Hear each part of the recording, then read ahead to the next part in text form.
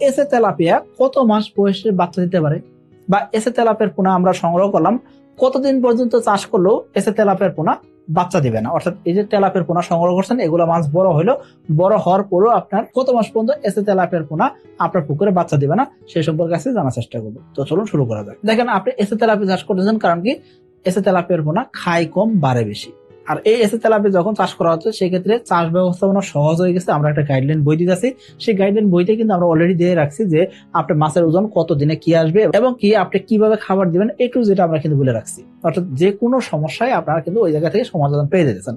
এর পাশাপাশি আমরা কিন্তু প্রতি 10 দিন অন্তর অন্তর ফোন দিয়ে আপনাকে খোঁজ নিয়ে যাচ্ছি যে আপনার মাছ চাষে কি অবস্থা আছে।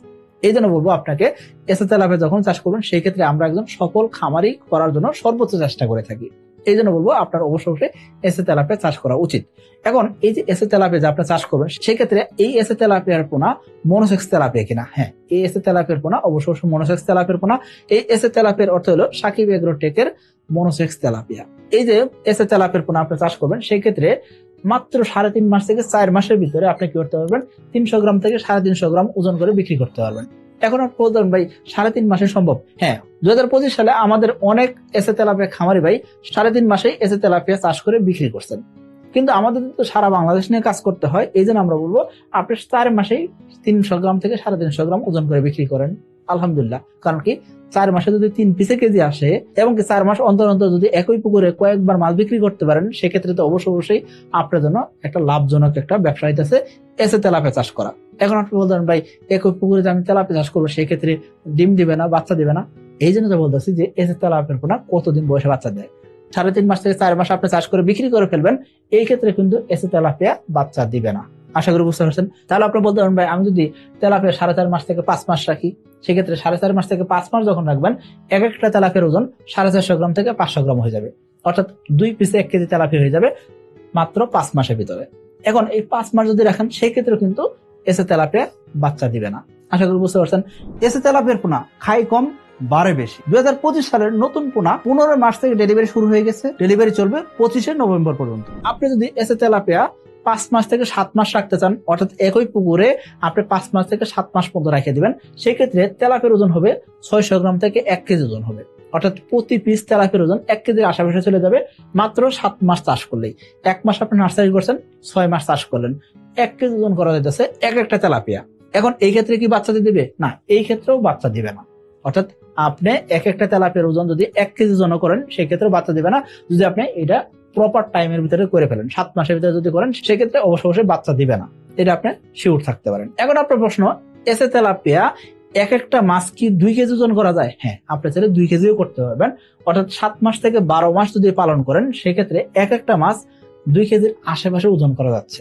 অর্থাৎ প্রতি পিস তেলাপিয়া 2 কেজি ওজন করতে পারবেন। এখন এই 2 কেজি করতে গেলেন, সেক্ষেত্রে কি মাছ ডিম দিয়ে ফেলবে? সেক্ষেত্রেও মাছ ডিম দিবে না। কারণ কি, যদি আপনি 12 মাস পর্যন্ত যদি এসে তেলাপিয়া চাষ করেন এবং কি এই গ্রোথটা যদি নিয়ে আসেন, ইনশাল্লাহ আশা করা যায় তেলাপিয়া ডিম দিবে না। কিন্তু কথা হলো যে আপনি 1 বছর আপনি তেলাপিয়া চাষ করবেন এবং কি তেলাপিয়ার ওজন হবে মাত্র 300 গ্রাম। যদি এসে তেলাপিয়া 300 গ্রাম এখনো থেকে গেল, আপনার মাছের বয়স হলো 12 মাস। তার মানে কি, আপনি মাছটাকে চাপে রাখছেন, মাছের খাবার দেন নাই, একদম অভুক্ত রেখে দিয়েছেন, এই ক্ষেত্রে এসে তেলাপিয়া বাচ্চা দিতে পারে। অর্থাৎ আমি আপনাকে যে টাইমটা বললাম, এই টাইমের ভিতরে এই তেলাপিয়ার গ্রোথ এরকম আনতে হবে। যদি আনতে পারেন, সেক্ষেত্রে আমি চ্যালেঞ্জ করতে পারবো আপনার পুকুরে এসে তেলাপিয়ার পোনা বাচ্চা দিবে না। এখন আপনি বলতে পারেন, ভাই এই যে আপনি সময় বললেন, এই সময়ের ভিতরে এই ওজন নিয়ে আসতে বললেন, এই ওজন তো আসবে ভালো মানের পোনার উপরে। ভালো মানের পোনাকে আপনারা দিচ্ছেন, আমরা গ্যারান্টি দিচ্ছি যে আমরা আপনাকে জেনুইন পোনা দিব, এটা আমরা চ্যালেঞ্জ করতেছি। কারণ কি, ভিডিও শুরুতে আমরা অলরেডি বলছি যে আপনি যখন আমাদের এসে তেলাপিয়ার খামারি হচ্ছেন, আমরা কি করব, প্রতি 10 দিন অন্তর অন্তর আপনার সাথে যোগাযোগ করব। যদি আপনার পুকুরে এসে তেলাপিয়া 3 মাস বয়সে যে বাচ্চা দিয়ে ফেলে, অর্থাৎ মাছের ওজন 100 গ্রাম ওজন হয় নাই, এই সময় বাচ্চা দিয়ে ফেলে, আমি আপনাকে ফোন দিব। এটা কি সম্ভব? আপনি আমাকে ছাড় দিবেন? আপনি তো অবশ্যই বলবেন যে ভাই কি তেলাপিয়া দিলেন, বাচ্চা দিয়ে দিল, 3 মাস বয়স হয় নাই, বাচ্চা দিল। এই জন্য আমাদের অসংখ্য এসে তেলাপিয়া খামারি একটা কথা বলে থাকেন যে আমরা সাকিব এগ্রোটেকে যাই 2টা কারণে। এক নম্বর হলো ভালো মানের কোয়ালিটিফুল পোনা পাই, এসে তেলাপিয়ার পোনা পাই। দ্বিতীয় যে কারণে আসেন, সেটা কি, এখানে সাকিব এগ্রোটেক যে কথা বলছেন সেই কথার সাথে কাজের মিল পাই। অর্থাৎ এই যে সময়, এই সময়ের ভিতরে এই যে ওজনটা সেটা আসে এবং কি খামারি সঠিক সময় মাছ বিক্রি করতে পারতেছে এবং কি খামারি লাভবান হইতেছেন। আমি বলবো আপনাকে আপনার একবার হলো এসে তেলাপিয়া চাষ করা উচিত। এবং আপনি যদি বারংবার ব্যর্থ হয়ে থাকেন সেই ক্ষেত্রে আপনি একবার হলো এসে তেলাপিয়া চাষ করে দেখেন। আপনার যদি 10টা পুকুর থাকে আপনি একটা বা 2টা পুকুরে এসে তেলাপিয়া চাষ করে দেখেন। আশা করবো এসে তেলাপিয়ার পোনা আপনাকে নিরাশ করবে না এবং কি এসে তেলাপিয়া আপনার ভাগ্য বদলাইতে পারে। সকলে ভালো থাকবেন, সুস্থ থাকবেন। আসসালামু আলাইকুম।